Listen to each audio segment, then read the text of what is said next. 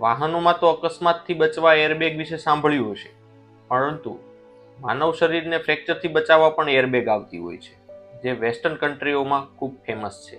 જેથી વેસ્ટર્ન કન્ટ્રીમાં જે વૃદ્ધ દર્દીઓ એકલા રહે છે એ લોકો આ એરબેગનો ઉપયોગ કરતા હોય છે. એટલે કે ગમે ત્યારે પડતી વખતે આ એરબેગ ઓટોમેટિક ખુલીને થાપાના હાડકાના થતા ફ્રેક્ચરને અટકાવે છે. થાપાના હાડકાના ફ્રેક્ચરને થતું અટકાવવા આટલી તકેદારી રાખવાનું મુખ્ય કારણ એ હોય છે કે વૃદ્ધાવસ્થામાં આ ફ્રેક્ચર બાદ હાડકું જોડાવવું અને દર્દીનું ફરીથી પાછા ચાલતા થવું એ એક ઓર્થોપેડિક ચેલેન્જ માનવામાં આવે છે. આજે આપણે આવા જ એક દર્દી સુરેશભાઈનો અનુભવ સાંભળીએ. શું નામ છે તમારું? સુરેશભાઈ ચંદુલાલ શાહ. શું તકલીફ હતી તમને? હું દેરાસર ચાલતો જતો હતો અને અચાનક પડી ગયો અને મારો સન મને અહીંયા સંતોષભાઈની હોસ્પિટલમાં લાવ્યો અને એમને મને ઓપરેશન કરવાનું કહ્યું. સાહેબે ઓપરેશન કર્યું, પછી ઘણું સારું છે અત્યારે.